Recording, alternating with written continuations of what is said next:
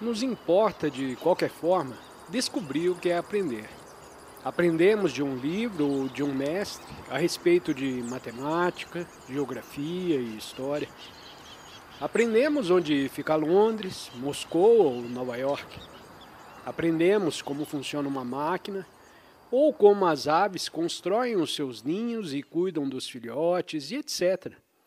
Pela observação e pelo estudo, aprendemos. Esta é uma maneira de aprender. Mas não há outra maneira de aprender, o aprender pela experiência. Quando vemos um barco no rio, as velas refletidas nas águas tranquilas, não é isso uma experiência extraordinária? E o que acontece então? A mente guarda uma experiência dessa natureza, assim como armazena os seus conhecimentos. E quando na tarde seguinte saímos para olhar o rio, esperamos ter a mesma espécie de sentimento.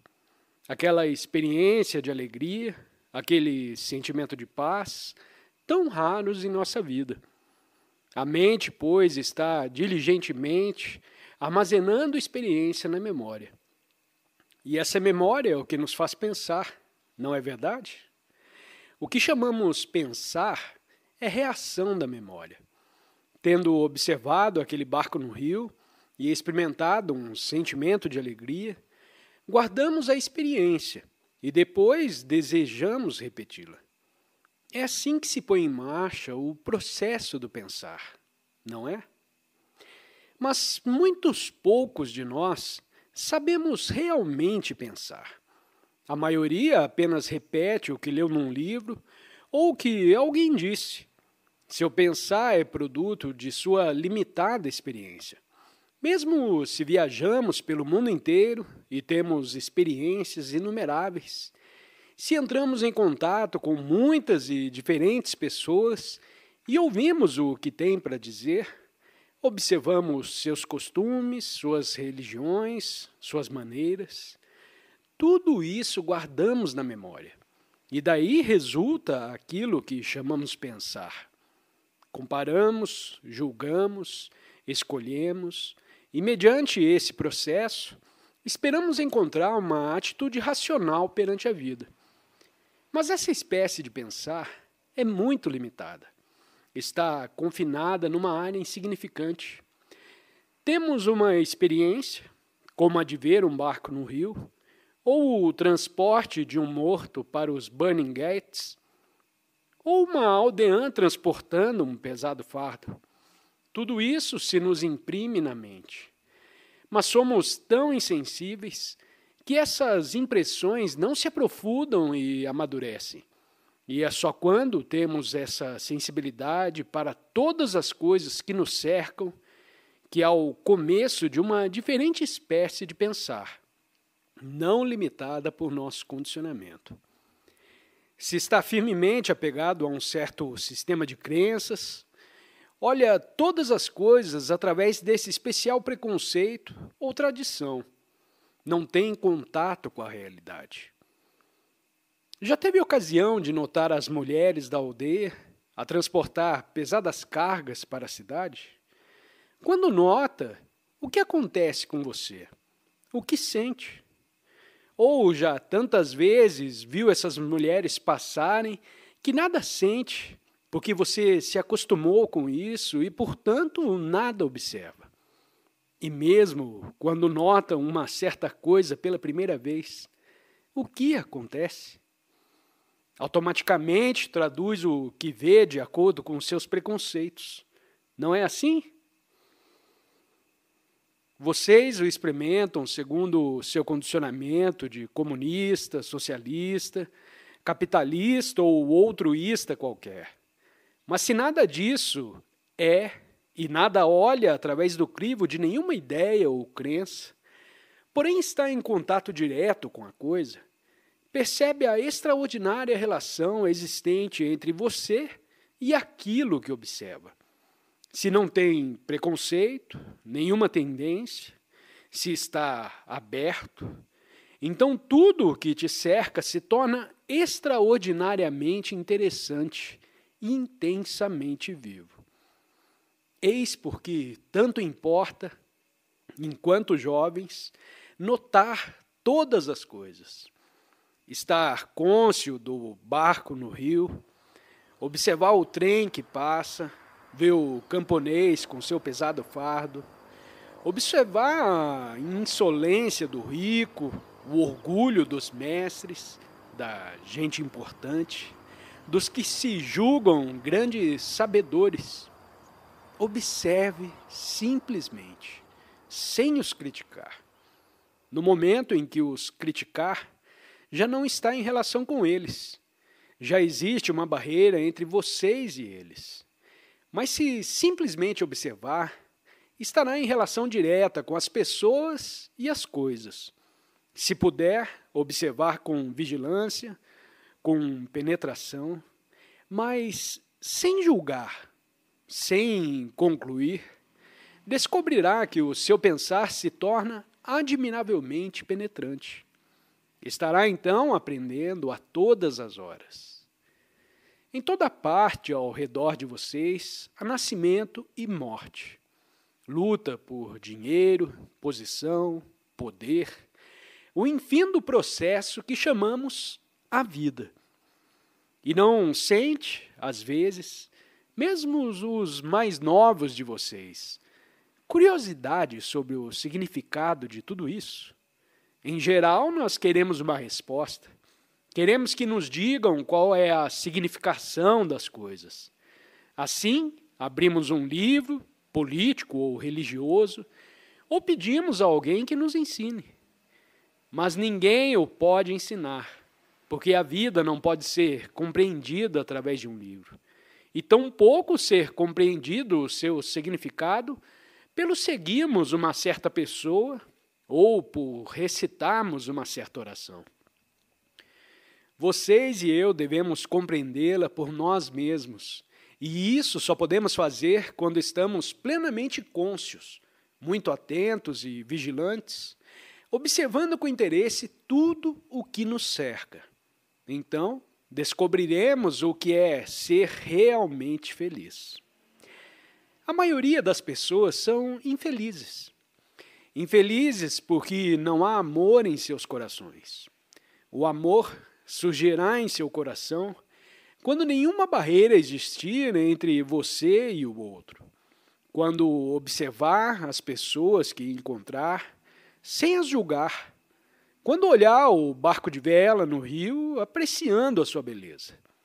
Não deixe seus preconceitos ensobrearem sua observação das coisas como são. Observe simplesmente e descobrirá que com essa simples observação, esse percebimento das árvores, das aves, das pessoas que transitam, que trabalham, que sorriem, algo se passa com você interiormente. Se essa coisa extraordinária não te ocorrer, se esse amor não surgir em seu coração, sua vida pouco significará. Por isso é tão importante que o educador se eduque, para te ajudar a compreender o significado de todas essas coisas. Pergunta: por que desejamos viver no luxo? Resposta: o que você entende por luxo? Vestir roupas limpas? Conservar o corpo asseado? Tomar uma alimentação saudável? Você considera isso luxo? Poderá parecer luxo ao homem faminto, coberto de andrajos e que não tem possibilidade de banhar-se todos os dias. O luxo, pois, varia conforme os nossos desejos. É uma questão de grau. Pois bem, você sabe o que te acontece se ama o luxo, se tem apego ao conforto e quer estar sempre sentado num sofá ou numa poltrona? Sua mente começa a dormir. É bom um certo conforto físico, mas exagerar o conforto, atribuir-lhe grande importância, é estar com a mente sonolenta. Já viu como são felizes os gordos em geral? Nada parece perturbá-los. Atravessar-lhe as espessas camadas de gordura. Isso é uma condição física, mas a mente também acumula gordura. Não quer ser interrogada ou, de outra maneira, perturbada. E assim, aos poucos, essa mente adormece. O que atualmente chamamos educação põe em geral o estudante a dormir. Porque se ele faz perguntas verdadeiramente perspicazes, penetrantes, o mestre fica muito perturbado e lhe diz: continuemos com nossa lição. Assim, quando a mente está apegada a qualquer espécie de conforto, apegada a um hábito, uma crença ou um determinado lugar, a que chama minha casa, começa a dormir. E compreender o fato é mais importante do que perguntar se podemos ou não viver no luxo. A mente, que é muito ativa, alertada, vigilante, nunca se apega ao conforto. Para ela, luxo nada significa. Mas o simples fato de ter poucas roupas não indica que a pessoa tenha uma mente alertada.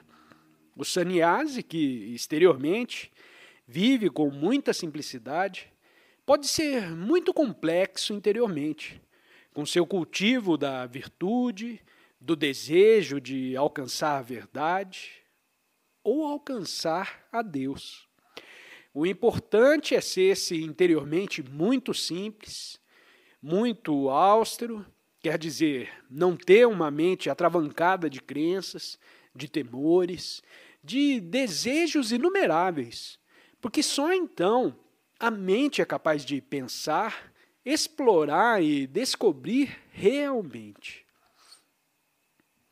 Pergunta: pode haver paz em nossa vida enquanto estamos em luta com o nosso ambiente? Resposta: você não deve lutar com o ambiente? Não deve rompê-lo?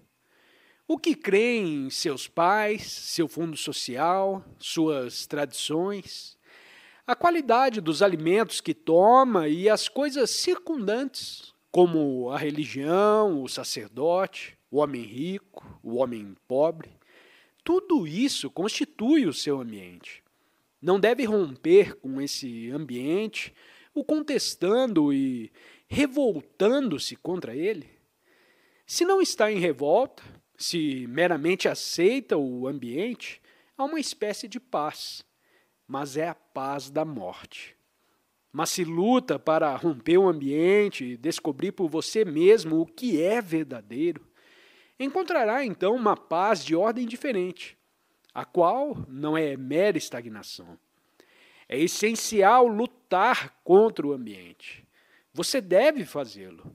Portanto, a paz não é importante. O importante é compreender e romper o ambiente. Daí vem a paz. Mas se buscar a paz pela mera aceitação do ambiente, ficará dormindo e tanto valeria morrer. Por isso é que, desde a mais eternidade, deve existir em você o espírito de revolta. Do contrário, declinará. Pergunta: você é feliz? Resposta: sinceramente, eu não sei. Nunca pensei nisso. No momento em que uma pessoa pensa em ser feliz, deixa de ser feliz. Não é verdade? Quando está brincando e gritando de alegria, que acontece no momento em que você está cônscio de que está alegre. Você deixa de estar alegre. Você já notou isso? A felicidade, pois, é uma coisa que não se encontra na esfera da consciência. Quando procura ser bom, você é bom? Pode-se exercitar a bondade? Ou a bondade é algo que vem naturalmente, quando está vendo, observando e compreendendo? Analogamente, quando você está cônscio de que é feliz, a felicidade foge pela janela. Buscar a felicidade é absurdo, porque só pode haver felicidade quando não a buscamos. Você sabe o que significa a palavra humildade? Pode-se cultivar a humildade? Se você repetir todas as manhãs, vou ser humilde hoje, isso seria humildade? Ou a humildade surge, espontânea, quando já não tem orgulho e vaidade? Da mesma maneira, quando desaparecem as coisas que impedem a felicidade, quando a ansiedade, a frustração, a busca de segurança própria deixaram de existir, há então felicidade e não é necessário procurá-la. Por que estão quase todos tão silenciosos? Por que vocês não discutem comigo? É certamente importante expressar os seus pensamentos, ainda que mal, porque isso terá muita significação para vocês. E vou lhes dizer o porquê. Se começar agora a expressar os seus pensamentos e sentimentos, ainda que hesitantemente, quando crescer não serão sufocados por seu ambiente, por seus pais, pela sociedade e pela tradição. Mas, infelizmente, seus mestres não os estimulam a contestar. Não te perguntam o que você está pensando. Pergunta: por que choramos e o que é o sofrimento? Resposta: um menino deseja saber por que choramos e o que é sofrimento. Quando você chora? Chora quando alguém te toma o seu brinquedo, ou quando te magoa, ou quando perde uma partida, ou quando o seu mestre ou seus pais te repreendem, ou quando alguém te bate. À medida que você se torna mais velho, chora cada vez menos, porque você se endurece contra a vida. Muitos poucos de nós choramos quando somos mais velhos, porque perdemos a extraordinária sensibilidade da meninice. Mas o sofrimento não é apenas a perda de alguma coisa. Não é simplesmente o sentimento de sermos barrados e frustrados. O sofrimento é uma coisa muito mais profunda. Veja, existe uma coisa que se chama falta de compreensão. Quando não há compreensão, há muito sofrimento. Se a mente não ultrapassar suas próprias barreiras, haverá sempre aflição. Pergunta: como podemos nos tornar integrados e sem conflito?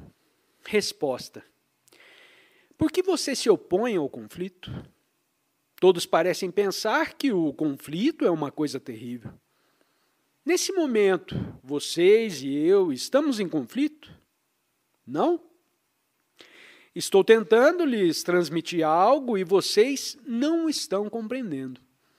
Há, portanto, uma espécie de oposição, uma espécie de conflito. E o que há de mal no atrito, no conflito e na perturbação? Vocês não devem ser perturbados? A integração não vem quando a busca com o evitar do conflito. Só pelo conflito e pela compreensão do conflito pode haver integração. A integração é uma das coisas mais difíceis de alcançar, porque ela representa a completa unificação de todo o seu ser em tudo o que faz, em tudo o que diz e em tudo o que pensa. Não pode ter a integração sem a compreensão das relações. Suas relações com a sociedade, suas relações com o pobre, com o aldeão, com o milionário e com o governador. Para compreender as relações, deve lutar com elas, deve contestar e não meramente aceitar os valores estabelecidos pela tradição, por seus pais, pelo sacerdote, pela religião e pelo sistema econômico da sociedade a que pertence. Eis porque é essencial estar em revolta, pois de outro modo nunca terá a integração.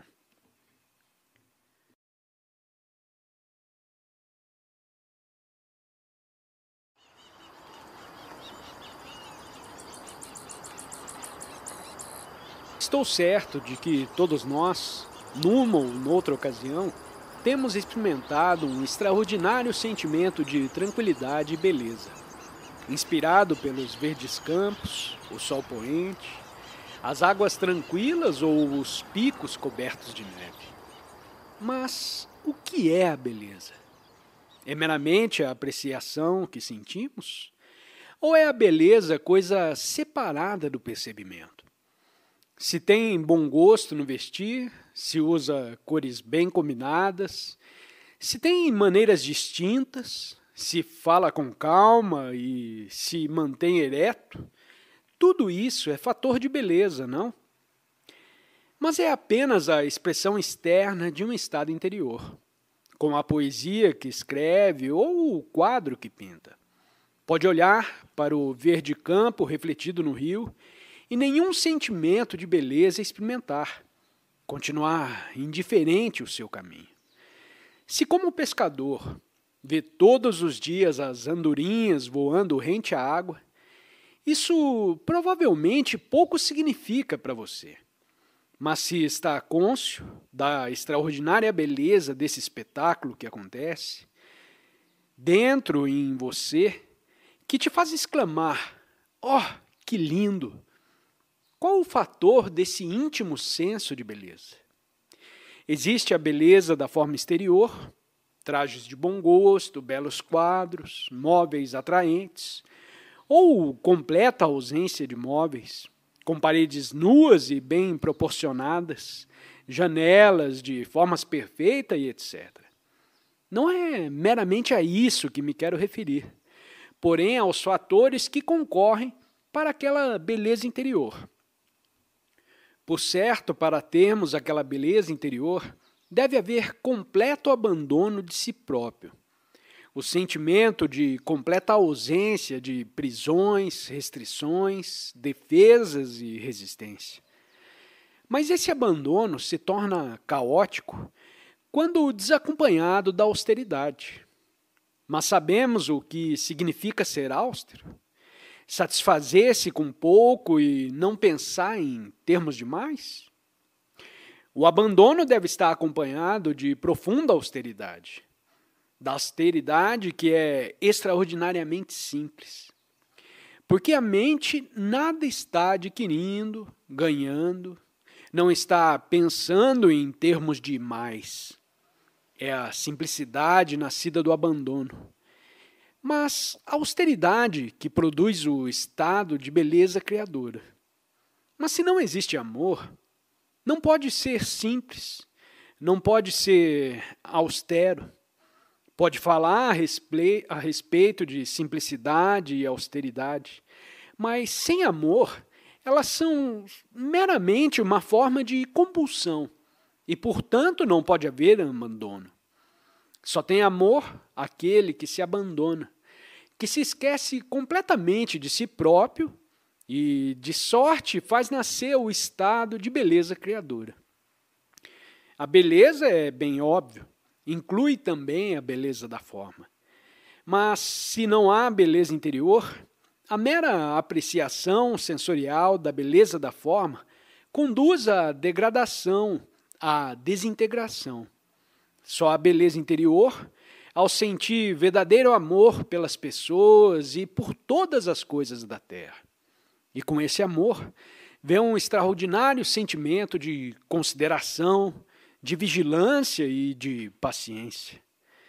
Pode ter uma técnica perfeita, como cantor ou poeta, pode saber pintar ou concatenar palavras, mas sem essa beleza criadora, interior, o seu talento será muito pouco significativo.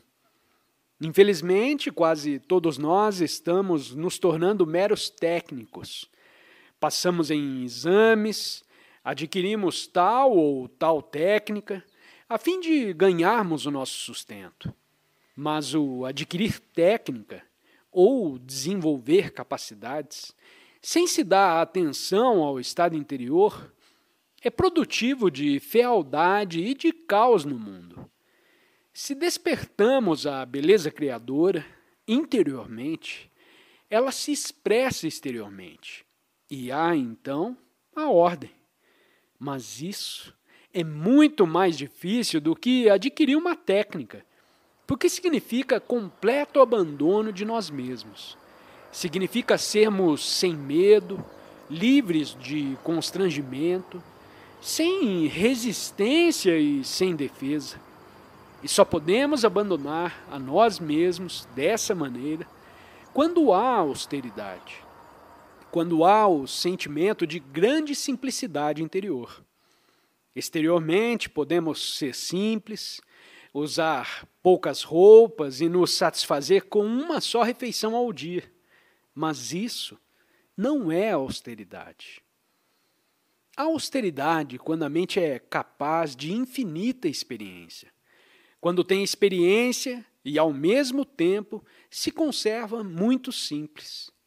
Mas só pode nascer esse estado quando a mente já não está pensando em termos de mais, em termos de adquirir ou vir a ser algo por meio do tempo.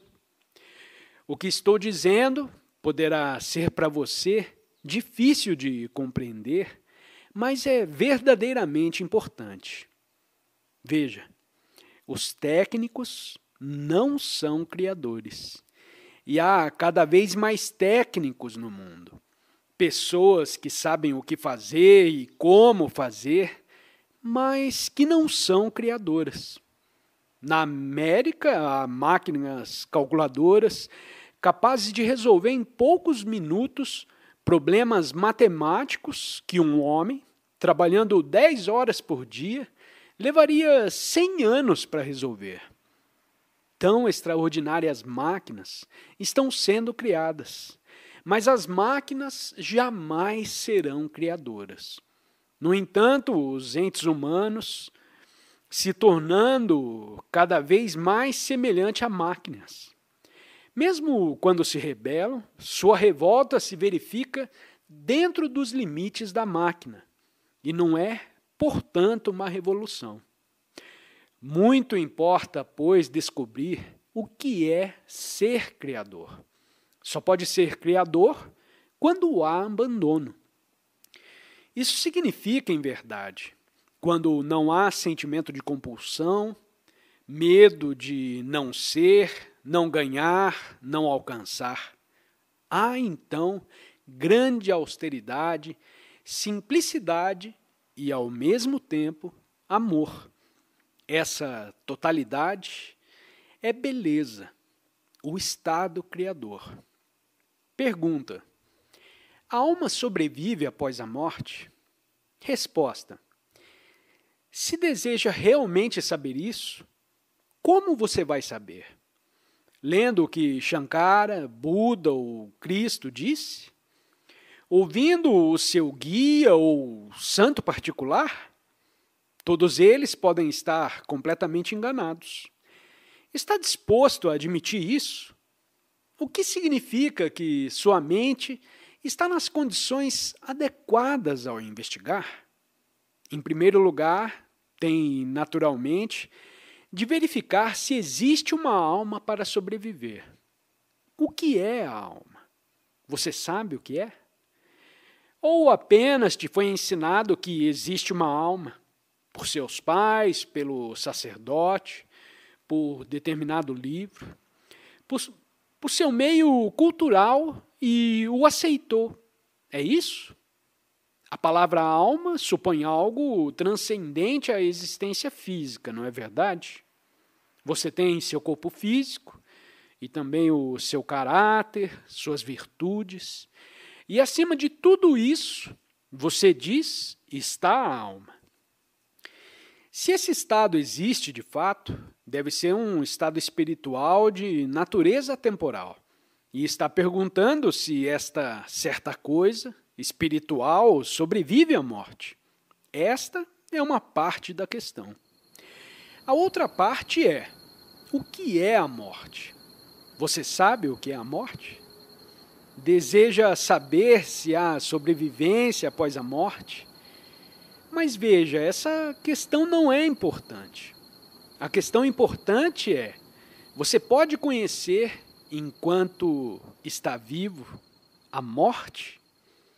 Que significação tem se alguém te diz que há ou que não há sobrevivência após a morte?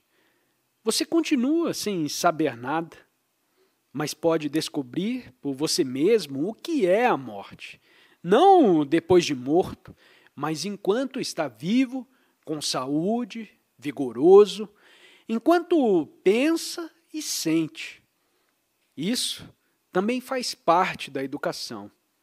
Ser uma pessoa educada não significa apenas ser proficiente em matemática, história ou geografia.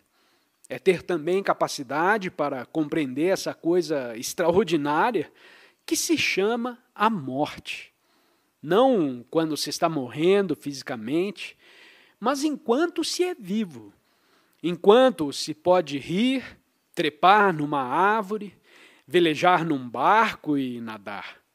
A morte é o desconhecido.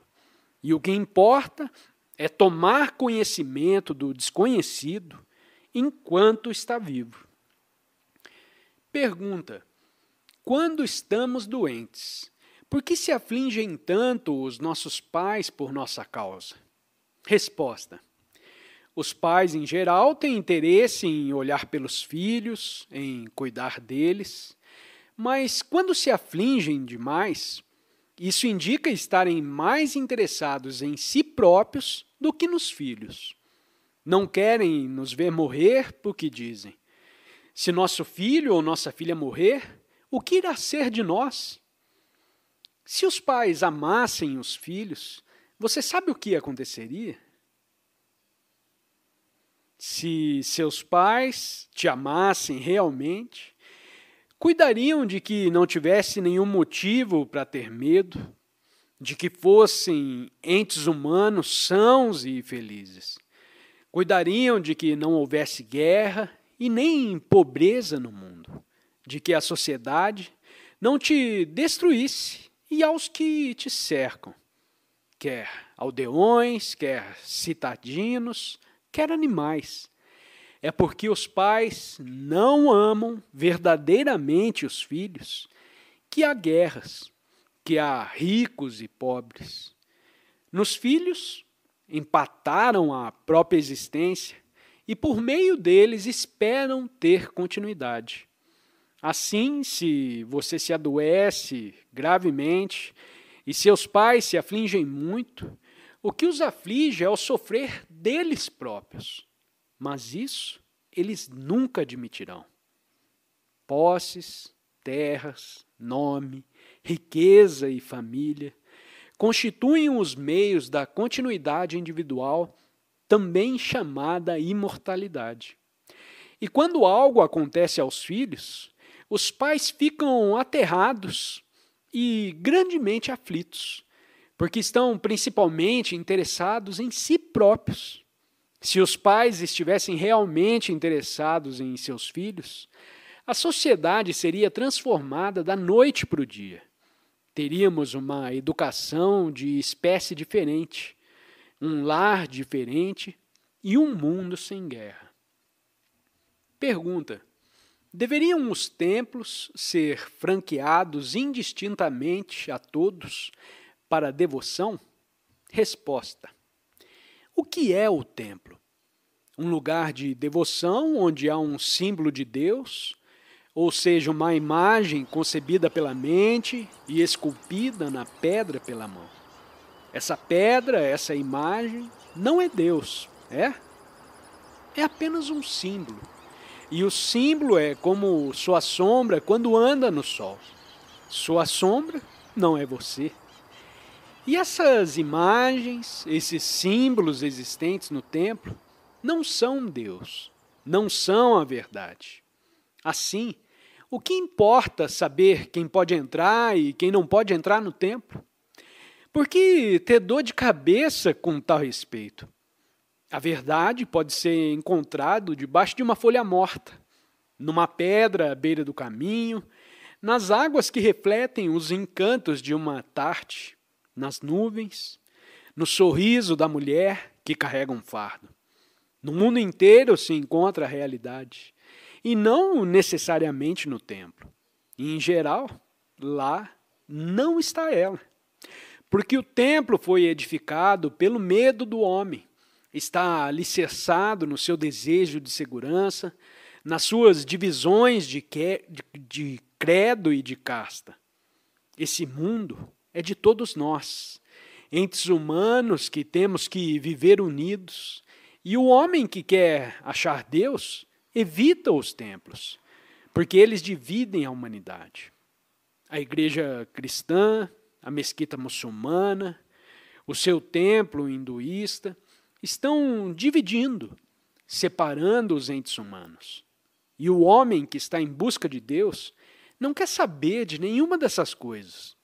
Assim, a questão sobre se este ou aquele indivíduo pode ou não pode entrar no templo se torna um mero caso político.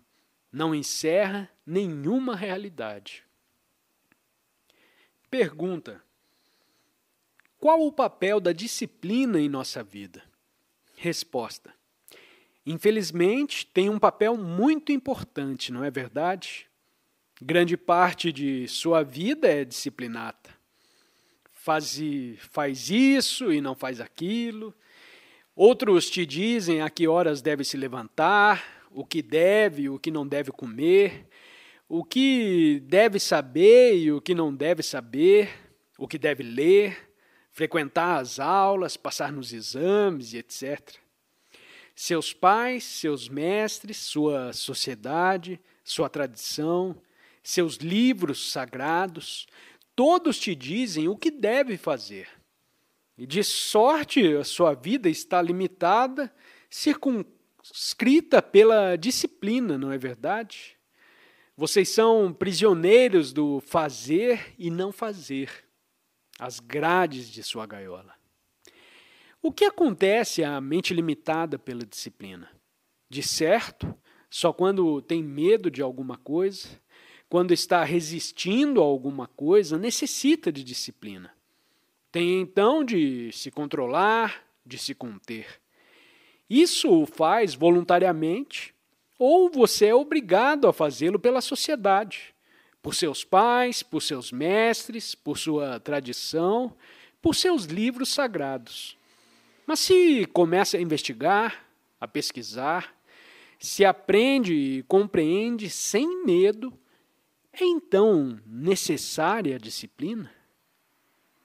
Então essa mesma compreensão produz sua ordem própria e verdadeira, ordem não nascida de imposição ou compulsão. Pense nisso, porque quando é disciplinado pelo medo, esmagado pela compulsão da sociedade, dominado pelo que dizem seus pais e mestres, não há para você nenhuma liberdade, nenhuma alegria, e foi-se toda a iniciativa. Quanto mais antiga a cultura ou civilização, tanto maior o peso da tradição que te disciplina, que te diz o que deve e o que não deve fazer. E dessa maneira vocês são esmagados psicologicamente, arrasados como se sobre vocês tivesse passado um rolo compressor. Foi o que aconteceu na Índia. Tão tremendo é o peso da tradição que toda iniciativa foi destruída e deixamos de ter indivíduos. São meras peças da máquina social e estão satisfeitos em sê-lo. Compreende? Você não se revolta, não explode, não rompe suas cadeias. Seus pais não te querem rebelados. Seus mestres não te querem libertados. E por isso a educação visa fazer que vocês se ajustem ao padrão estabelecido. Não são assim entes humanos completos, porque o medo te corrói o coração. E enquanto há medo, não há alegria e não há criação. Pergunta: há pouco falando sobre os templos, você referiu ao símbolo de Deus como a uma mera sombra. Não se pode ver a sombra de um homem sem que haja um homem real para projetá-la. Resposta: a sombra te satisfaz? Se você tem fome, você fica satisfeito apenas olhando para a comida? Por que então ficar satisfeito com a sombra que se encontra no templo? Se deseja profundamente compreender o real, deve largar a sombra. Mas vê-se que está mesmerizado pela sombra, pelo símbolo, pela imagem de pedra. Veja o que sucedeu no mundo. Os entes humanos estão divididos porque adoram uma certa sombra, existente na mesquita, no templo, na igreja. Pode haver multiplicidade de sombras, mas só há uma realidade indivisível. Para se alcançar a realidade, não há caminho, nem cristão, nem muçulmano, nem hinduísta e nenhum outro.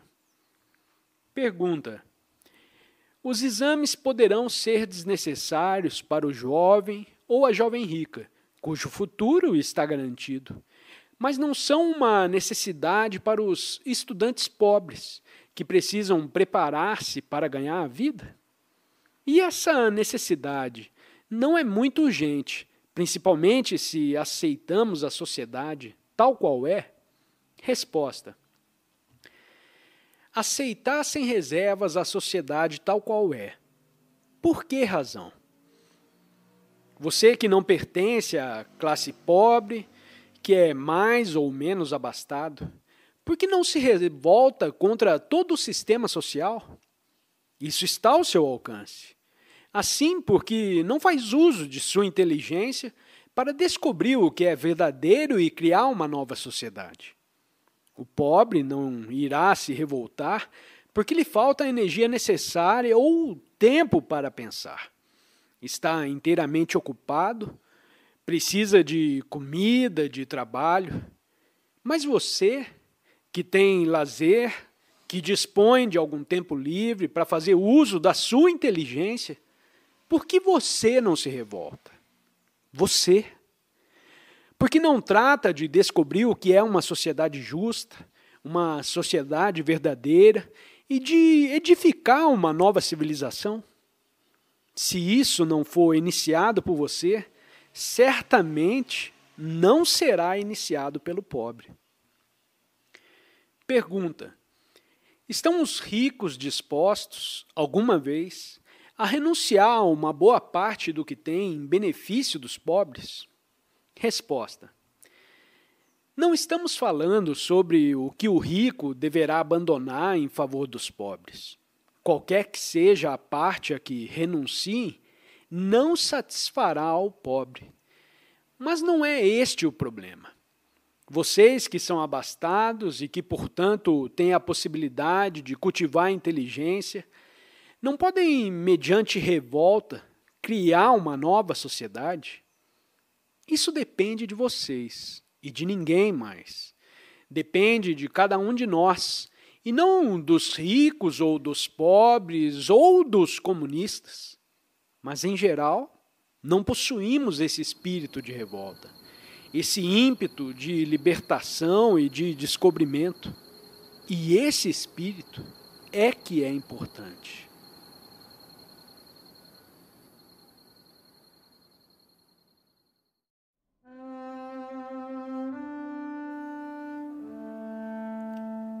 Alguma vez você já ficou sentado, muito quieto, de olhos fechados, observando o movimento do seu pensar?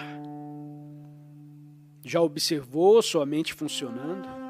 Ou melhor, sua mente já observou a si própria em funcionamento para ver quais são os seus pensamentos, seus sentimentos, como olha para as árvores, para as flores, as aves, as pessoas, como respondem a uma sugestão ou reage a uma ideia nova? Já fez isso alguma vez? Se não, está perdendo muita coisa. Se não sabe como sua mente reage, se sua mente não está consciente de suas próprias atividades, nunca descobrirá o que é a sociedade. pode ler livros de sociologia, estudar ciências sociais, mas se não sabe como funciona a sua mente, não compreende o que é a sociedade, pois sua mente é parte integrante da sociedade. Ela é a própria sociedade. Suas reações, suas crenças, suas idas ao templo, os trajes que usa, as coisas que faz ou que não faz, o que pensa. A sociedade constituiu-se de tudo isso. É a réplica de tudo o que se passa em sua mente. Sua mente, pois, não está separada da sociedade. Não é distinta de sua cultura, de sua religião, de suas divisões de classe, das ambições e conflitos da humanidade em geral. Tudo isso é a sociedade da qual você é parte integrante. Não existe vocês separado da sociedade. Pois bem, a sociedade está sempre procurando controlar, formar, moldar o pensar dos jovens, desde o momento em que nascem e começam a receber impressões. Seu pai e sua mãe ficam a lhe dizer o que deve e o que não deve fazer, o que deve crer e o que não deve crer. Te dizem que há Deus ou que não há Deus, porém somente o Estado, cujo profeta é certo ditador. Desde a infância, tais coisas lhe são inoculadas continuamente e, portanto, a sua mente, ainda muito nova, impressionável, indagadora, curiosa, desejosa de descobrir, vai sendo gradualmente enclausurada, condicionada e moldada para que se ajuste ao padrão de uma determinada sociedade e nunca seja um revolucionário.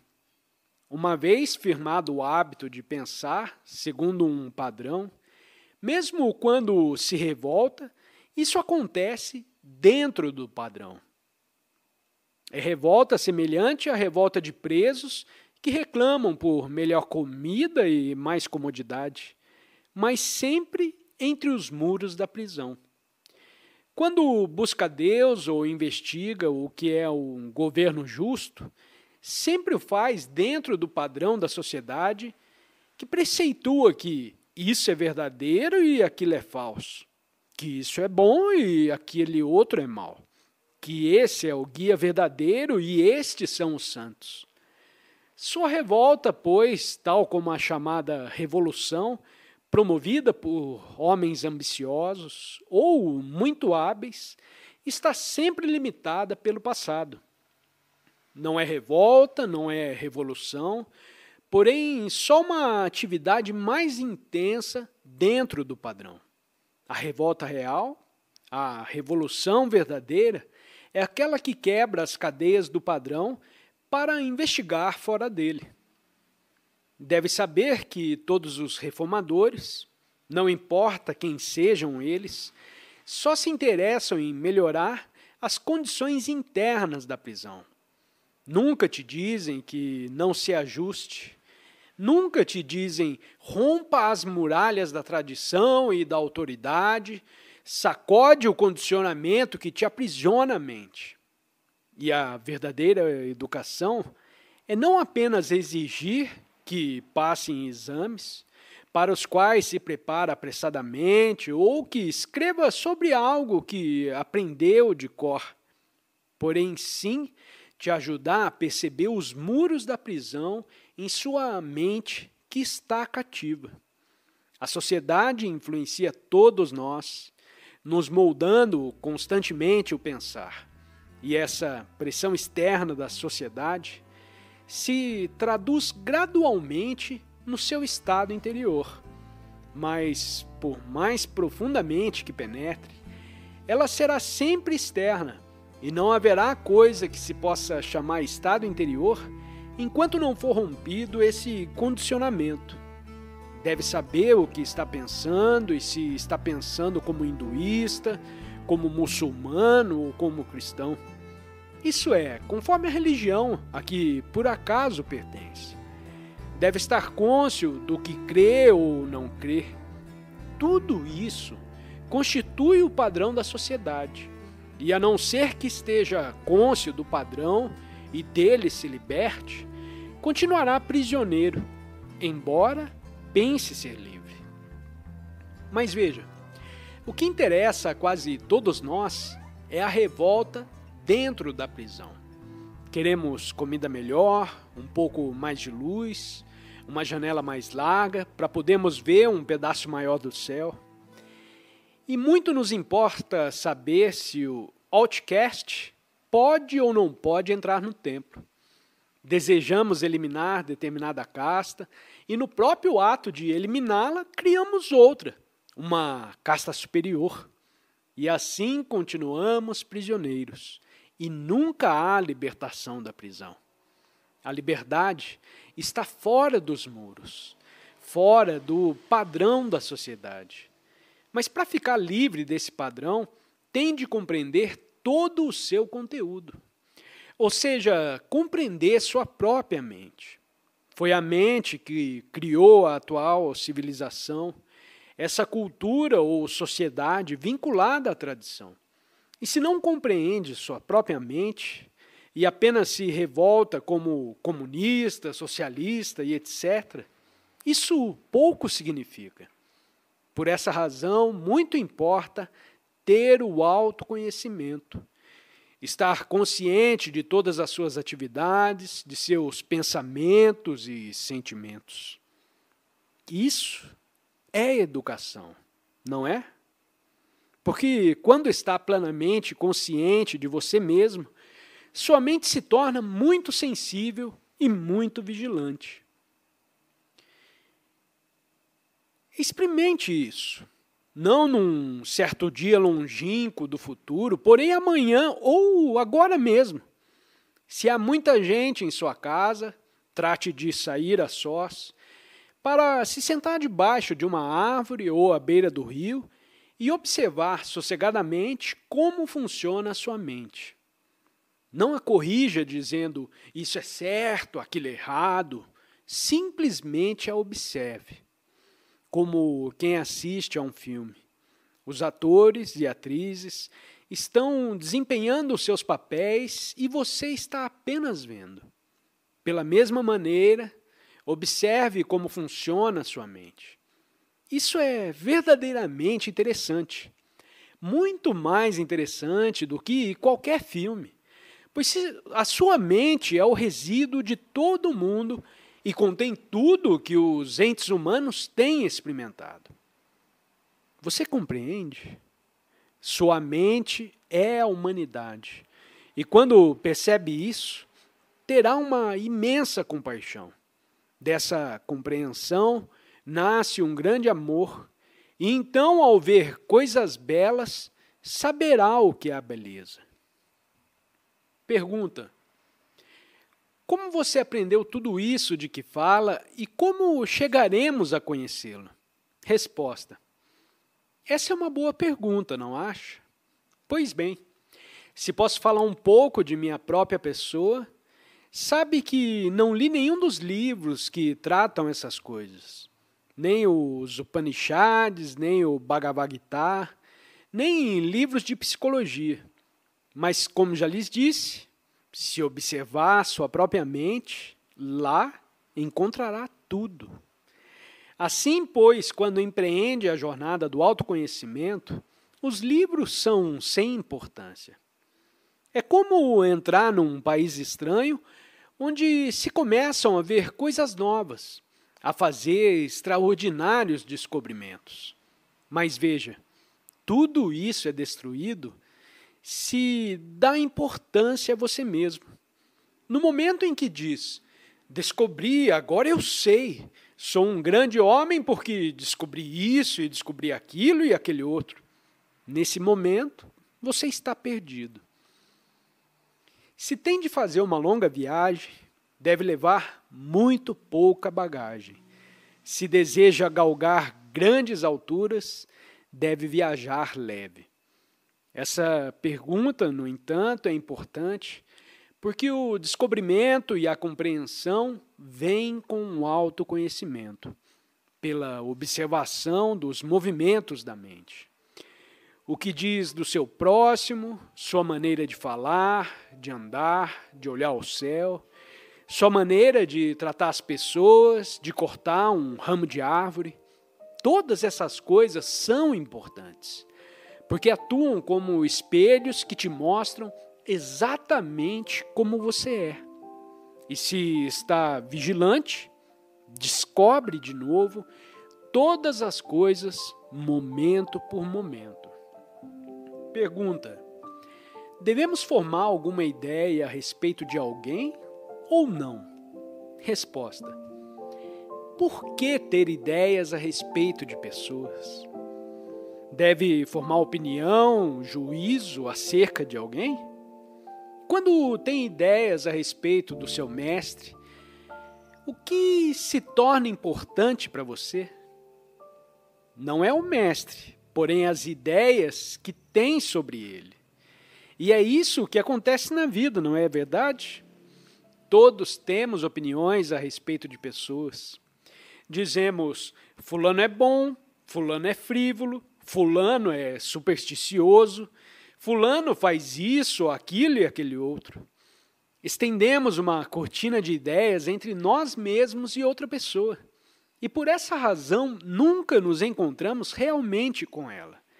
Depois de vermos alguém fazer uma coisa, dizemos, e ele faz tal coisa. Por isso se torna importante datar os fatos. Entende? Se vê alguém fazer uma coisa que considera boa ou má, forma uma opinião sobre essa pessoa. Opinião que tende a fixar-se de modo que, quando 10 dias ou um ano mais tarde você encontra com essa tal pessoa, ainda está pensando nela nos termos de sua opinião. Mas durante esse período, a pessoa pode ter mudado. Muito importa, portanto, nunca dizer, ele é assim, porém, ele era assim em fevereiro. Pois no fim do ano ele poderá estar completamente mudado. Se diz a respeito de alguém, eu conheço essa pessoa, pode estar redondamente enganado. Portanto, só conhece até um certo ponto, ou pelos fatos ocorridos numa certa data, e, afora isso, não a conhece absolutamente. Assim, o importante é que você encontre com outro ser humano sempre com a mente fresca, e não com seus preconceitos, com suas ideias fixas e suas opiniões. Pergunta: o que é sentimento e como sentimos? Resposta: se você tem aulas de fisiologia, seu mestre provavelmente te explicou como é constituído todo o sistema nervoso humano. Quando alguém te belisca, você sente dor. O que significa isso? Seu nervo leva uma sensação ao cérebro e em seguida você diz, você me feriu. Pois bem, essa é a parte física do sentir. Analogamente a sentimento psicológico, não é exato? Se você considera admiravelmente belo a alguém e diz, você é feio, você se sente magoado. E isso significa o quê? Houve certas palavras que o cérebro traduz como desagradáveis ou ofensivas e te perturba. Ou alguém te lisonjeia e diz, como é agradável ouvir isso. Assim, pensar, sentir, é uma reação. Reação a uma picada de um alfinete, a um insulto, a uma lisonja e etc. A totalidade disso constitui o processo do pensar-sentir, mas esse processo é muito mais complexo ainda. E tem a possibilidade de aprofundá-lo mais e mais.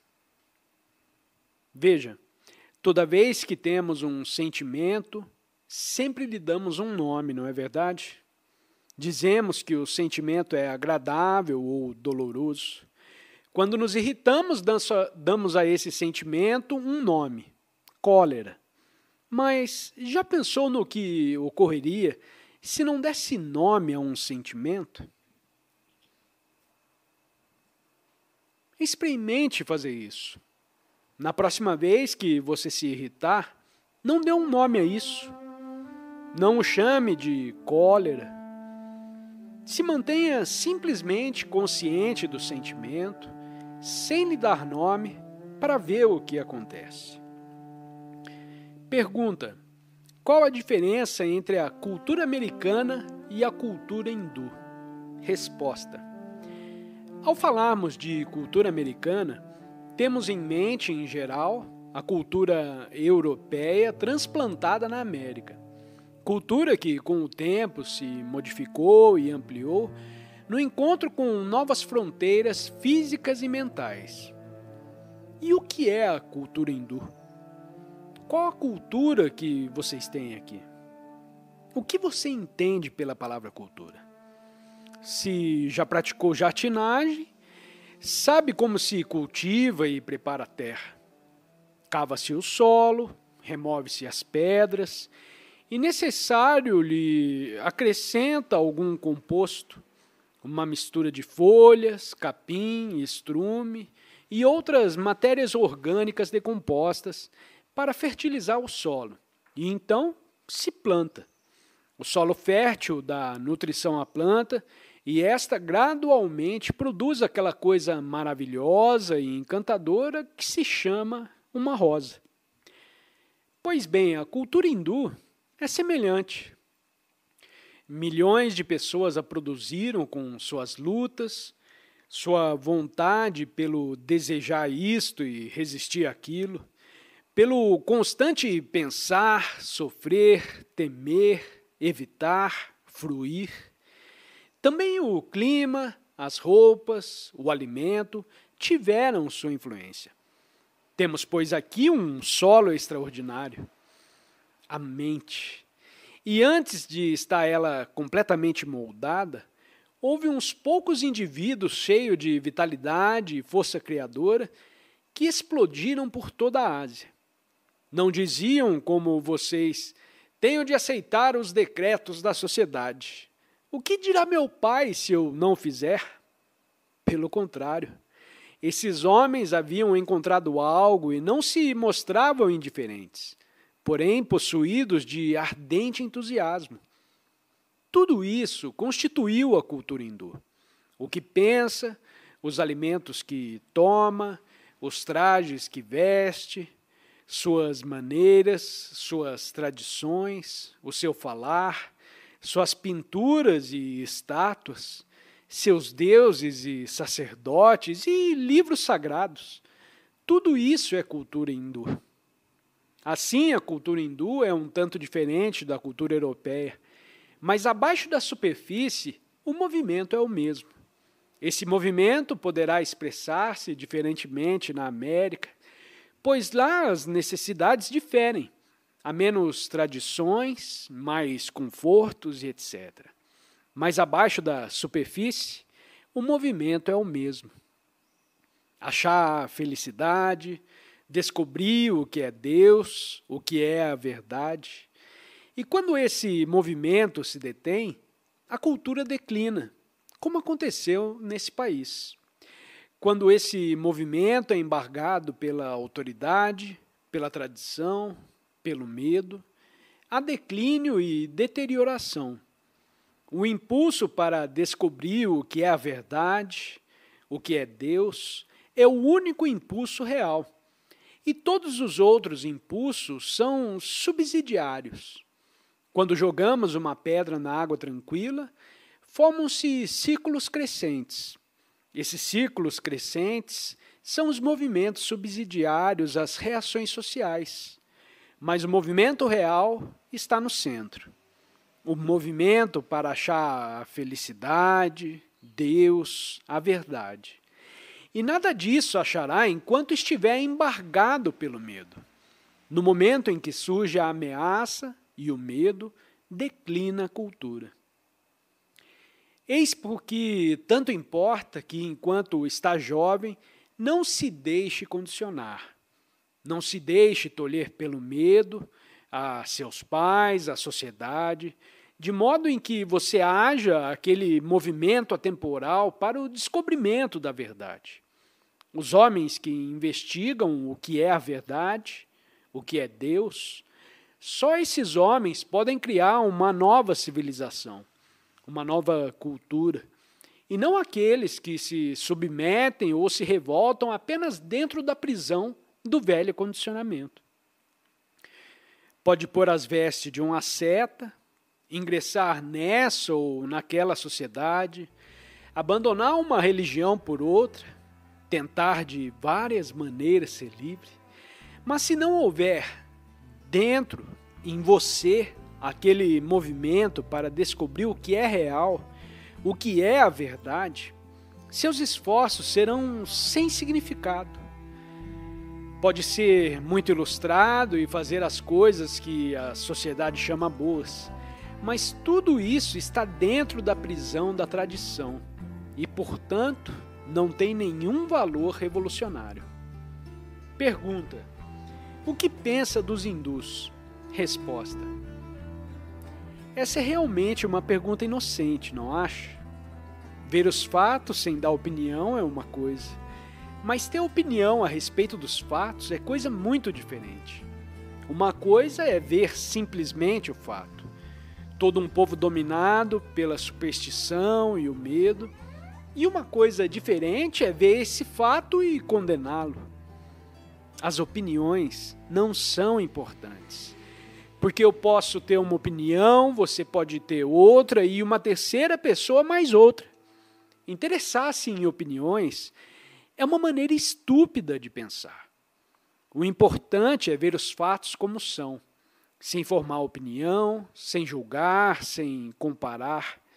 Sentir a beleza sem opinião é a única percepção real da beleza.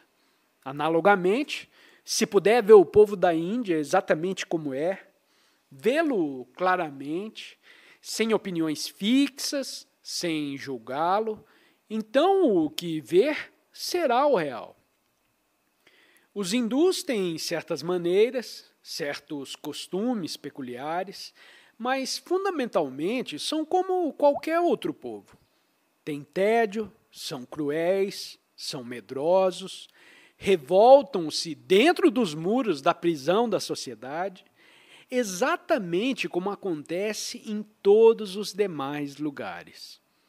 Como os americanos, também querem conforto, só que presentemente não têm no mesmo grau. Possuem uma pesada tradição de renúncia ao mundo e de esforço para ser virtuoso, mas têm também ambições profundamente arraigadas, hipocrisia, avidez, inveja, e estão fragmentados pelas castas, como estão os entes humanos em toda a parte, só que aqui de maneira muito mais brutal. Pode-se observar mais claramente aqui na Índia o fenômeno que está ocorrendo no mundo. Queremos ser amados, mas não sabemos o que é amor. Somos infelizes, sequiosos de algo real e recorremos aos livros, aos Upanishads, ao Gita ou à Bíblia e vivemos perdidos num matagal de palavras e de especulações. Seja aqui, seja na Rússia, seja na América, a mente humana é semelhante, só que se expressa de diferentes maneiras, sob céus diferentes e diferentes governos.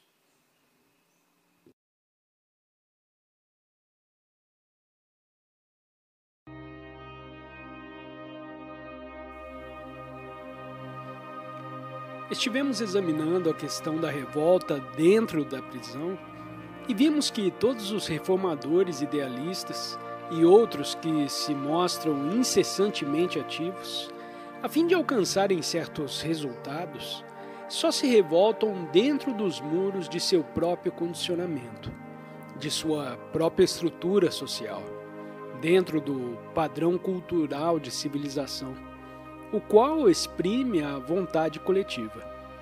Penso que seria bastante proveitoso examinar agora o que é confiança e como ela nasce.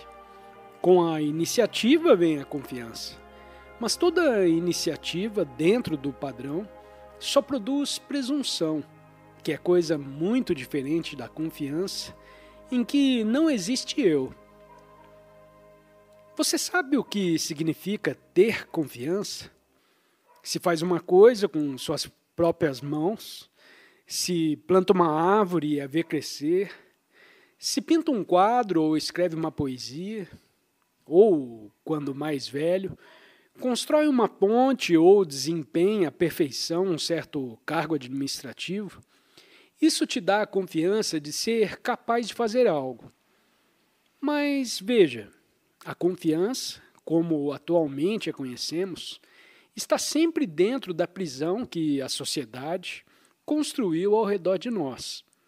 A iniciativa dentro da prisão cria com efeito uma certa confiança, porque você se sente capaz de fazer coisas. Desenhar uma flor, ser um bom médico, um excelente cientista e etc. Mas esse sentimento de confiança que vem com a capacidade de ser bem-sucedido dentro da estrutura social, ou a capacidade de fazer reformas, melhorar a iluminação, decorar o interior da prisão, essa confiança é, em verdade, presunção. Você sabe que é capaz de fazer algo e você se sente importante quando faz. Mas se ao contrário, pela investigação, pela compreensão, você se liberta da estrutura social, de que é parte integrante, vem uma confiança de espécie totalmente diferente, na qual não há sentimento da própria importância. E compreender a diferença entre as duas, a presunção e a confiança livre do eu, penso que isso será altamente significativo em nossa vida. Quando joga com maestria um certo jogo, por exemplo, cricket, futebol, tem um certo sentimento de confiança, não é exato? Isso te dá a convicção de que é um bom jogador. Se resolve com rapidez problemas matemáticos, isso também cria um sentimento de confiança em você mesmo. Quando a confiança provém de ação exercida dentro da estrutura social, é sempre acompanhada de uma estranha arrogância, não é verdade? A confiança do homem que sabe fazer coisas, que é capaz de alcançar resultados, traz sempre o colorido dessa arrogância do eu, desse sentimento que nos faz dizer, só eu faço isso. Assim, no próprio ato de conquistar um resultado, de promover uma reforma social no interior da prisão, há essa arrogância do eu, o sentimento de que eu tive êxito, meu ideal é importante, meu grupo venceu. Essa consciência de eu e de meu acompanha sempre a confiança que se expressa dentro do padrão social. Você já notou como são arrogantes os idealistas? Os líderes políticos que logram certos resultados, que realizam grandes reformas? Já não notou como são presunçosos, cheios de vento com seus ideais e suas realizações? Em sua própria estimativa, são muito importantes. Leia uns poucos discursos políticos, observe alguns desses que se intitulam reformadores e verá que no próprio processo de reformação eles estão cultivando o próprio ego. Suas reformas, por mais simples que sejam, estão sempre dentro da prisão e, portanto, são destrutivas e causam, finalmente, mais aflição e mais conflito ao homem. Agora, se puder penetrar essa estrutura social, o padrão cultural da vontade coletiva, que chamamos civilização, Se puder compreendê-la totalmente e dela se libertar, rompendo os muros da prisão de sua particular sociedade, verá então surgir uma confiança não contaminada do sentimento de arrogância. Essa é a confiança da inocência. É como a confiança de uma criança, tão completamente inocente que está pronta a experimentar qualquer coisa. Tal confiança é que dará nascimento a uma nova civilização. Mas essa inocente confiança não poderá nascer enquanto permanecer dentro do padrão social. Peço que me escutem com toda atenção. Esse orador não tem a mínima importância, mas para vocês é da máxima importância compreender a verdade do que se está dizendo. Afinal de contas, isso é educação, não acha? A função da educação não é te preparar para você se ajustar ao padrão social. Pelo contrário, sua função é te ajudar a compreender completa, profunda e plenamente o padrão social a fim de poder se libertar dele e ser um indivíduo sem aquela arrogância do ego. Tendo então essa confiança, porque é verdadeiramente inocente. Não é uma verdadeira tragédia estarmos todos nós interessados apenas em como nos ajustarmos à sociedade ou em como a reformarmos. Não nota que a maioria das perguntas que você fez reflete essa atitude? Está dizendo efetivamente: como posso me ajustar à sociedade? Que dirá meu pai e minha mãe e que me acontecerá se eu não fizer? Uma tal atitude destrói toda a confiança, toda a iniciativa que porventura você tiver. Assim, sai da escola e do colégio transformado numa espécie de autômato, altamente eficiente, talvez, mas sem a chama criadora. Por isso é que tanto importa compreender a sociedade, o ambiente em que se vive, e nesse próprio processo de compreensão, romper as suas muralhas. Como deve saber, esse é um problema existente no mundo inteiro.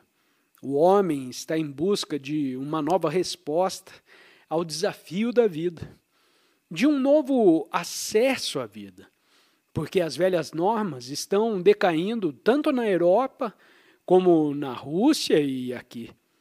A vida é desafio contínuo, e tentar meramente promover uma melhor ordem econômica não constitui uma resposta total a esse desafio, que é sempre novo.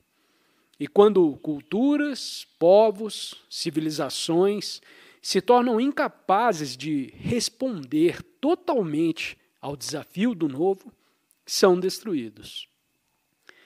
A menos que seja educado adequadamente, a menos que tenha aquela extraordinária confiança da inocência, será inevitavelmente absorvido pelo coletivo. E você se perderá no meio da geral mediocridade.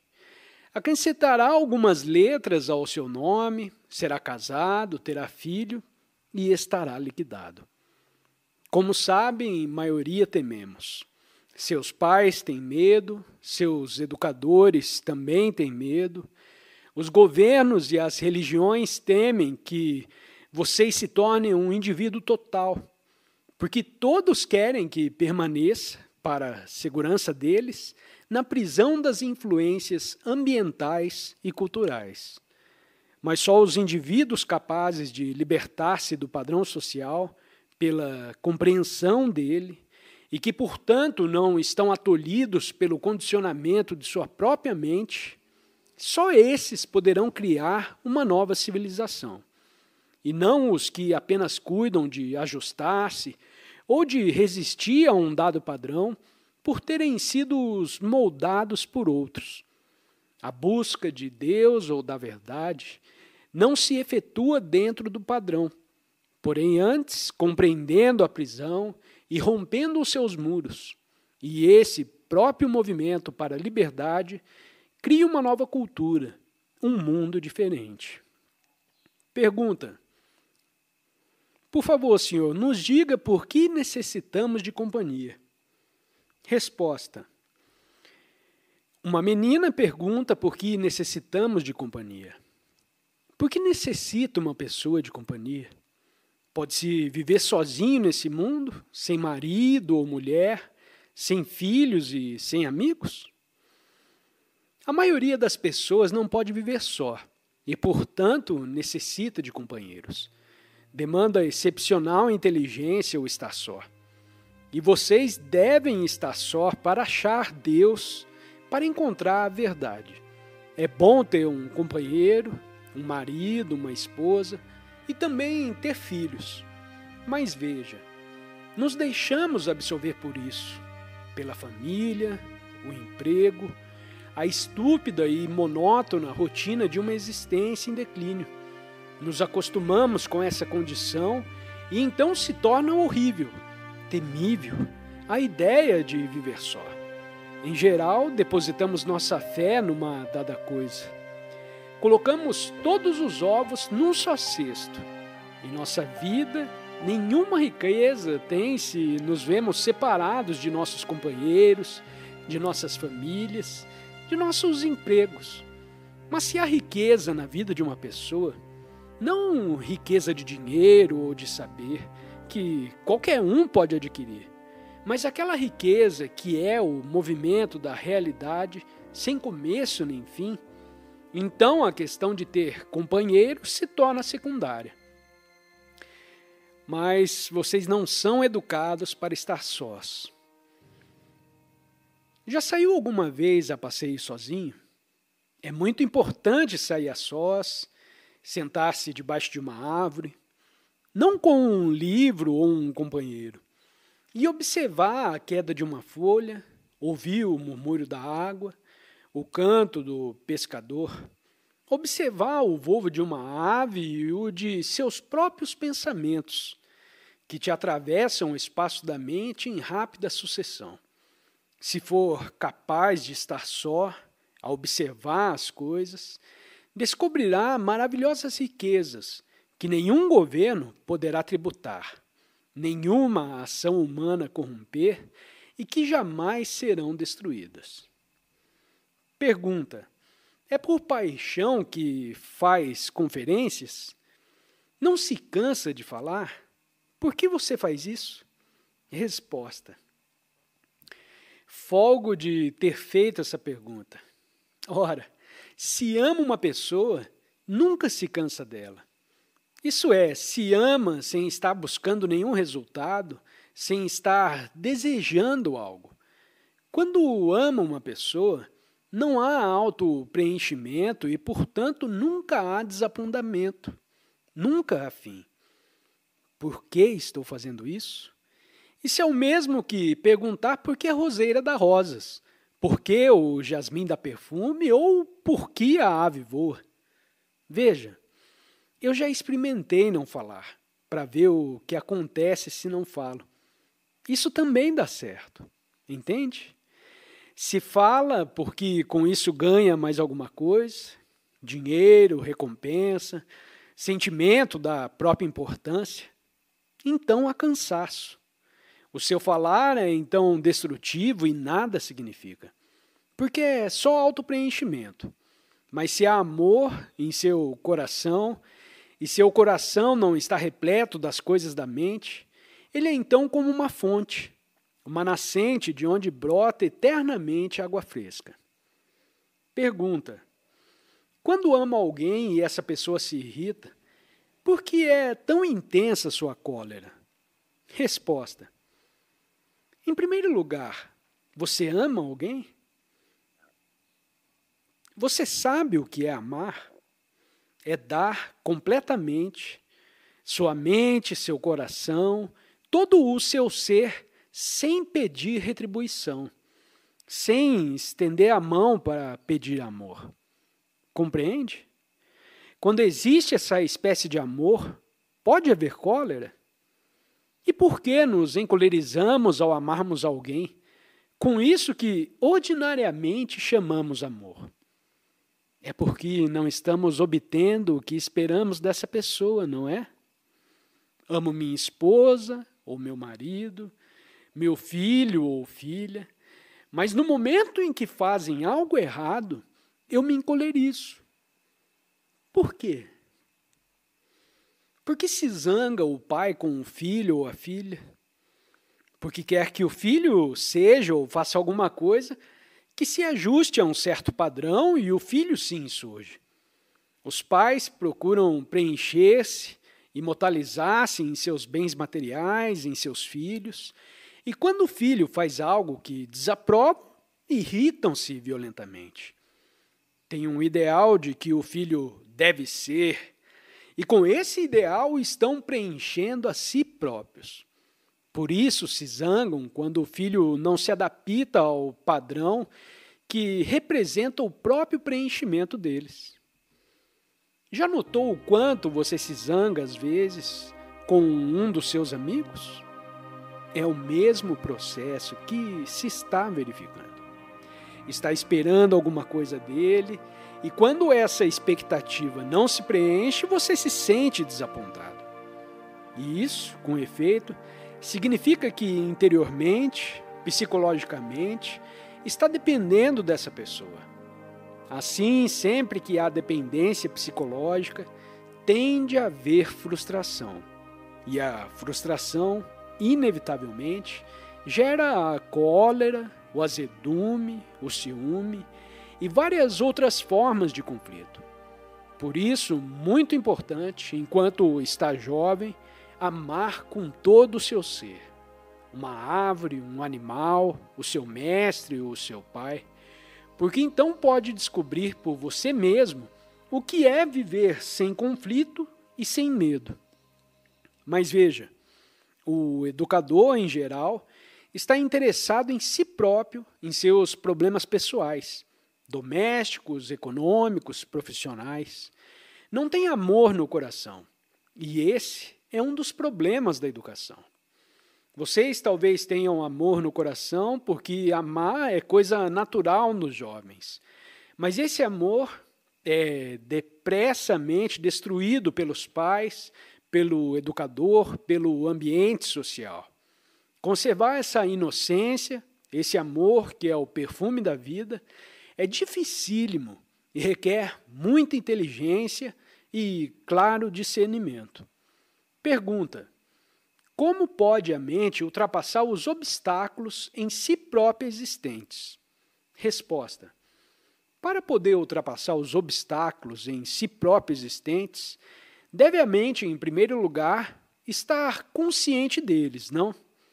Deve conhecer as limitações, os confins, as fronteiras de sua própria mente. Mas são raros os que os conhecem. Dizemos que os conhecemos, mas isso é mera asserção verbal. Nunca dizemos, há uma barreira, um empecilho dentro de mim e desejo compreender isso. Portanto, quero conhecer essa coisa, ver como se originou e sua inteira natureza. Quando se sabe qual é a doença, há possibilidade de cura. Mas para se conhecer a doença, isso é a limitação ou barreira da mente, e compreendê-la, não devemos condená-la. Não devemos que dizer é certa ou errada. Devemos observá-la sem nenhuma opinião, sem nenhum preconceito a seu respeito, o que é dificílimo, porque somos educados para condenar. Para compreender uma criança, não deve haver condenação. Condená-la não tem significação nenhuma. Você deve observá-la. Quando brinca, quando chora, quando come, observá-la em todas as suas disposições de espírito. Mas não pode fazer isso se disser que ela é feia, que é estúpida, que é isso ou aquilo. Analogamente, se podemos observar os obstáculos existentes na mente, não só os obstáculos superficiais, mas também os mais profundos do inconsciente, observá-los sem condenação, pode então a mente ultrapassá-los. E esse próprio ultrapassamento é um movimento para a verdade. Pergunta: por que Deus criou tantos homens e mulheres no mundo? Resposta: por que você supõe que Deus nos criou? Há uma explicação muito simples, um instinto biológico. Instinto, desejo, paixão, lascívia, tudo isso faz parte da vida. Mas se você diz a vida é Deus, então o caso muda de figura. Deus é então todas as coisas, inclusive paixão, concupiscência, inveja, medo. Todos esses fatores concorreram para produzir no mundo um número excessivo de homens e mulheres. E por isso existe o problema do superpovoamento, um dos flagelos desse país. Mas esse problema não se resolve tão facilmente. Há vários impulsos e compulsões hereditárias. E se não compreende todo esse complexo sistema, e se cuida meramente de controlar a natalidade, isso não tem muita significação. Pusemos esse mundo em desordem, cada um de nós, porque não sabemos o que é viver. Viver não é essa coisa insípida, medíocre, disciplinada que chamamos nossa existência. Viver é coisa completamente diferente.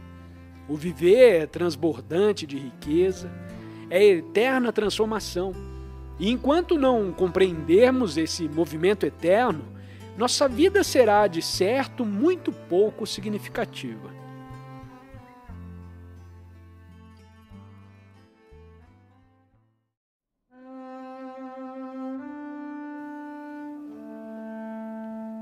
A chuva que cai em solo ressecado é uma coisa maravilhosa.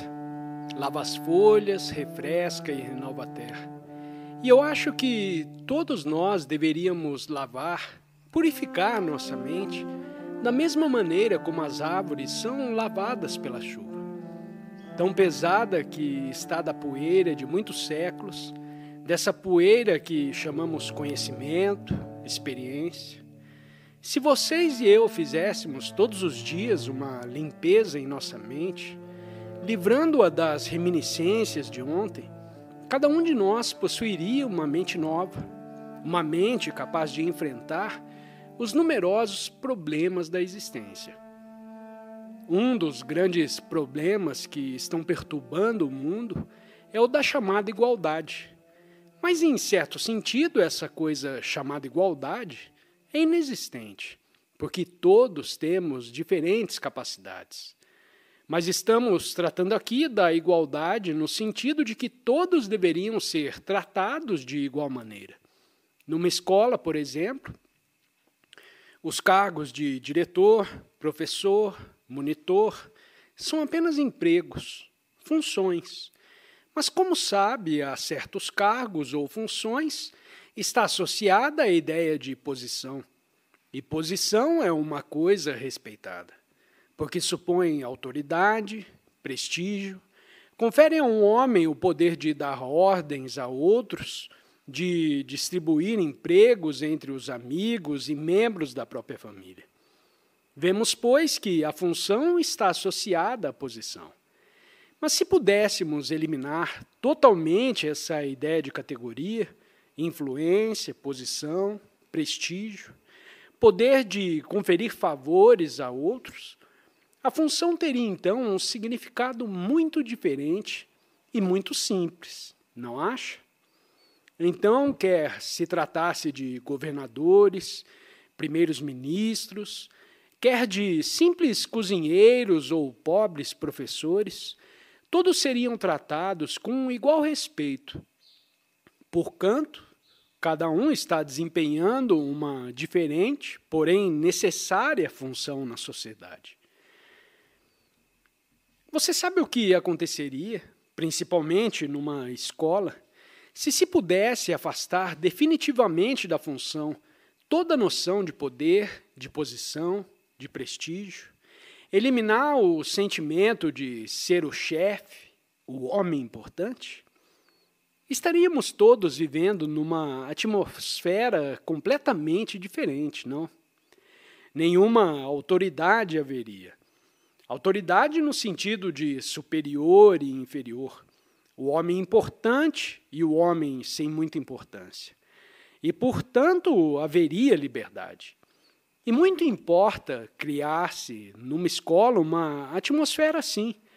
Uma atmosfera de liberdade, de amor, onde cada um tenha um forte sentimento de confiança. Porque, como sabe, a confiança nasce quando uma criança se sente como em casa, em segurança. Mas você sente a vontade em sua própria casa, quando seu pai, sua mãe, sua avó lhe estão constantemente a dizer o que deve fazer, te tirando gradualmente a confiança em sua própria capacidade de fazer qualquer coisa por sua iniciativa? Quando crescer, deve ser capaz de investigar, de descobrir o que considera verdadeiro e de se ater com firmeza ao que descobre. Deve ser capaz de sustentar o que considera justo, ainda que daí te advenham penas, sofrimentos, prejuízo de dinheiro e etc. E para ser assim, deve se sentir, enquanto está jovem, em perfeita segurança e livre de constrangimento. A maioria dos jovens não se sentem em segurança porque vivem amedrontados. Tem medo dos mais velhos, dos lentes, da mãe, do pai, e, portanto, nunca se sentem perfeitamente tranquilos. Mas quando você se sente verdadeiramente tranquilo, à vontade, sucede uma coisa extraordinária. Quando pode se retirar para o seu quarto, fechar a porta e ficar só, sem ninguém a te observar, sem ninguém a te dizer o que deve fazer, você sente então em perfeita segurança. Começa assim o desabrochar, a compreender, a se descerrar. Ajudar a se descerrar é a função de uma escola. Se ela não o faz, não é digna desse nome. Quando você sente a vontade num lugar, isso é, quando se sente em segurança, não intimidado, não compelido a fazer isso ou aquilo, quando você se sente muito feliz, perfeitamente tranquilo, não é ruim, é? Quando se sente verdadeiramente feliz, não tem vontade de magoar ninguém, de destruir coisa alguma.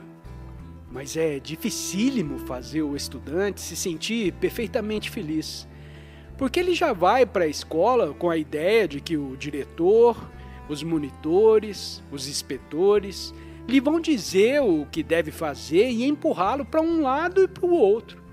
Por isso, há medo. Quase todos vocês procedem de famílias ou de escolas onde foram educados para respeitar a posição. Seu pai e sua mãe têm posição. O diretor tem posição e, portanto, já vem aqui com medo, com esse respeito à posição. Mas temos de criar na escola uma atmosfera de liberdade. E isso só pode acontecer quando há função sem posição e, portanto, um sentimento de igualdade. O verdadeiro encargo da educação correta é te encaminhar para ser um ente humano valoroso e sensível. Um ente humano sem medo e sem a falsa ideia do respeito devido à posição. Pergunta: por que achamos mais prazer em nossos jogos do que em nossos estudos? Resposta: pela simples razão que seus mestres não sabem ensinar. Só por isso. Não há nenhuma razão complicada desse fato. Se um mestre ama a matemática, a história ou o que quer que ensine, então também vocês irão amar essa matéria, porque amor que temos a uma coisa se comunica aos outros. Não sabem disso? Se um músico canta com amor, se o faz com todo o seu ser, Esse sentimento não se comunica a vocês que o escutam? Sente que seria bom se também aprendesse a cantar, mas a maioria dos mestres não ama a matéria que ensina. Ela se lhes torna uma coisa aborrecida, uma rotina que tem de cumprir para ganhar a vida. Se seus mestres gostassem realmente de ensinar, sabe o que aconteceria? Vocês seriam entes humanos extraordinários. Não só amariam seus jogos e seus estudos, mas também as flores, o rio, as aves, a terra, porque teriam aquela coisa vibrando em seus corações. Aprenderiam com muito mais rapidez e sua mente seria superior em vez de medíocre. Eis porque tanto importa educar o educador. Entretanto, isso é dificílimo, porquanto a maioria dos educadores já está estabilizado em seus hábitos. Mas o hábito ainda não pesa tão fortemente sobre os jovens, e se ama uma só coisa que seja, por ela própria, se ama realmente seus jogos, ou a matemática, ou a história, ou a pintura, ou o canto, verá como, intelectualmente, serão entes despertos, cheios de vitalidade e muito bons em todos os estudos. Afinal de contas, a mente tem necessidade de investigar, conhecer, porque a mente é curiosa. Mas essa curiosidade é destruída pela educação inadequada. Portanto, não é só o estudante que deve ser educado, mas também o educador. O viver em si é um processo de educação, um processo de aprender. Os exames têm um fim, mas o aprender é sem fim. E você pode aprender de todas as coisas se tem uma mente curiosa e alerta. Pergunta: você disse que quando vemos uma coisa falsa, essa coisa falsa cai por si. Eu vejo todos os dias que o hábito de fumar é falso, entretanto ele ainda não caiu por si. Resposta: já observou os adultos quando fumam? Seus pais, seus mestres, seus vizinhos ou outros? Isso se tornou um hábito para eles, não é verdade? Prosseguem fumando, dia após dia, ano após ano, pois se tornaram escravos desse hábito. Muitos, compreendendo o quanto é estúpido ser escravo de alguma coisa, lutam contra o hábito, disciplinam-se contra ele, procuram por todos os meios se libertar dele. Mas veja, o hábito é uma coisa morta, uma ação que se tornou mecânica e que, quanto mais a combatemos, tanto mais forte se torna. Mas se a pessoa que fuma se tornar consciente de seu hábito, se estiver consciente de quando leva a mão ao bolso, retira um cigarro, bota-o na boca, acende e tira a primeira fumaça, se cada vez que percorrer essa rotina, observá-la sem condenação, sem dizer como é terrível fumar, não estará dando mais vitalidade a esse hábito. Mas para poder largar de fato uma coisa que se tornou um hábito, tem de investigar muito mais profundamente. Quer dizer, tem de examinar todo o problema de por que a mente cultiva um hábito. E esse problema é por que a mente está desatenta. Se limpa os dentes todas as manhãs, olhando ao mesmo tempo pela janela, o escovar os dentes se torna um hábito. Mas se limpa os dentes muito cuidadosamente e atentamente, então esse ato não se torna um hábito, uma rotina que se repete sem pensar. Experimente isso. Observe como a mente deseja se pôr a dormir por meio do hábito, a fim de não ser perturbada. A mente da maioria das pessoas está sempre funcionando na rotina do hábito, o qual, quanto mais velhos ficamos, pior se torna. Provavelmente já adquiriu dúzias de hábitos. Tem medo do que possa acontecer se não fizer o que mandam os seus pais, se não se casar conforme os desejos paternos. Portanto, a sua mente já está funcionando numa rotina. E quando uma pessoa funciona numa rotina, ainda que só tenha 10 ou 15 anos de idade, interiormente já está velha e em declínio. Poderá ter um corpo são, porém nada mais.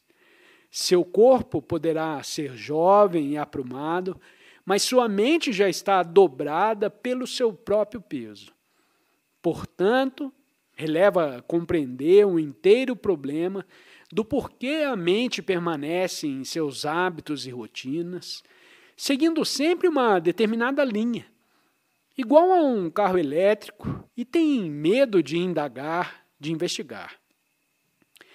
Se diz, meu pai é sikh, por isso eu sou sikh, e vou deixar crescer os cabelos e usar turbante. Se diz tal coisa, sem investigar, sem indagar, sem nenhuma intenção de se libertar, semelha então uma máquina. O fumar também se torna semelhante a uma máquina, escravo do hábito, e é só quando se compreende tudo isso que a mente se torna fresca, jovem, ativa e viva, de modo que cada dia é um dia novo, cada alvorada refletida no rio, um deleitável espetáculo. Pergunta: por que temos medo quando certas pessoas mais velhas se mostram sérias? Resposta: alguma vez você refletiu sobre o que significa estar sério? Está sério em algum momento? Está sempre alegre, sempre muito animado e risonho? Ou há momentos em que fica sério? Não a respeito de alguma coisa, mas simplesmente sério. E por que ter medo quando os mais velhos se mostram sérios? Receia que vejam em você alguma coisa que não gosta, que seja notada em sua pessoa? Veja, em geral não refletimos sobre esses assuntos. Se sinto medo na presença de pessoas mais velhas, que se mostram graves, sérias, não indago a causa desse medo, não me pergunto por que tenho medo. Por bem, o que é estar sério e ser sério? Podemos nos mostrar sérios a respeito de coisas muito superficiais. Quando, por exemplo, uma jovem quer comprar um sari, poderá dispensar a esse assunto toda a sua atenção. Preocupar-se, visitar 10 lojas diferentes, passar uma manhã inteira examinando diferentes padrões. Isso também se chama estar sério. Mas essa pessoa só está superficialmente séria. Pode uma pessoa também levar muito a sério, frequentar o templo todos os dias, depositar lá sua grinalda de flores, dar dinheiro aos sacerdotes. Mas tudo isso é coisa muito falsa, não acha? Porque a verdade, ou Deus, não se encontra em nenhum templo. E ainda, pode haver uma pessoa levar muito a sério o nacionalismo, outra coisa falsa. Você sabe o que é nacionalismo? É o sentimento de minha Índia. É meu país esteja certo ou errado. Ou o sentimento de que a Índia possui imensos tesouros de sabedoria espiritual e por isso é maior do que outra nação qualquer. Quando nos identificamos com um determinado país e disso nos orgulhamos, suscitamos no mundo o nacionalismo. O nacionalismo é um falso Deus, mas milhões de pessoas o levam muito a sério.